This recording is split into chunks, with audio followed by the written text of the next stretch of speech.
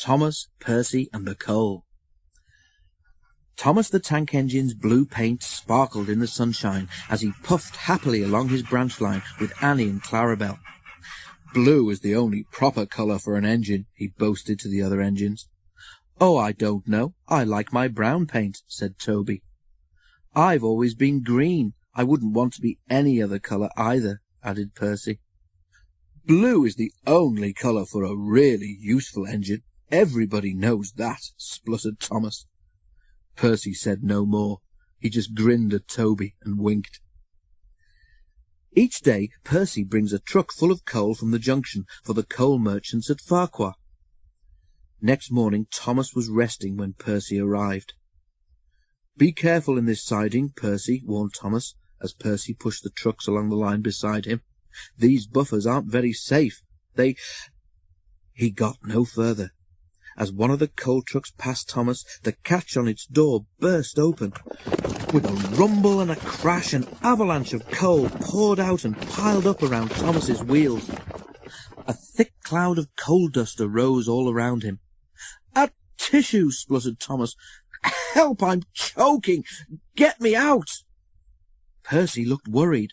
Then, as the dust settled, he looked at Thomas and began to laugh.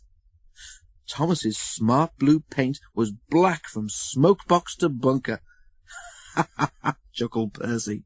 "You don't look really useful now. You should see yourself. You look really disgraceful." "I am not disgraceful," choked Thomas furiously.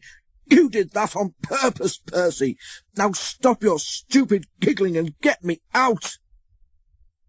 But it was some time before Percy could help.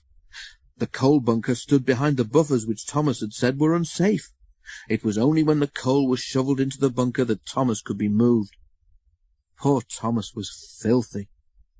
"You're not fit to be seen," grumbled the cleaners. It took so long to clean Thomas that he wasn't ready in time for his next train, and Toby had to take Annie and Clarabel with Henrietta. The cleaners were tired and dirty when they had finished. Thomas was grumpy in the shed that night. Toby thought it was a great joke, but Percy was annoyed with Thomas for thinking that he'd made his paint black on purpose. "Who'd have thought it?" Percy remarked. "Fancy a really useful blue engine like Thomas becoming a disgrace to the Fat Controller's Railway." "You wait, Percy," replied Thomas crossly. "One day you'll laugh on the other side of your smoke-box." "Pooh," rejoined Percy. "I wouldn't have missed all that fun for anything." The feud worsened as time went on. Thomas thought Percy had coal-dusted him deliberately, and Percy was cross with Thomas for thinking so. 2 days later, Thomas was at the platform when Percy brought his trucks from the junction. Percy arranged them and ran into a siding for a drink before Thomas's train left. The water column stood at the end of the siding with the faulty buffers. As Percy tried to stop, he heard a cracking sound, and to his horror found that he couldn't. The buffers didn't stop him either. "Oh, wailed Percy. "Help!" The buffers broke, and Percy ran into the coal bunker with a thud. Coal flew everywhere, and when the dust had settled, Percy had disappeared beneath a thick black cloak. Thomas watched from the platform. As the crash died away, the signal arm dropped, and Thomas moved off, laughing as he went.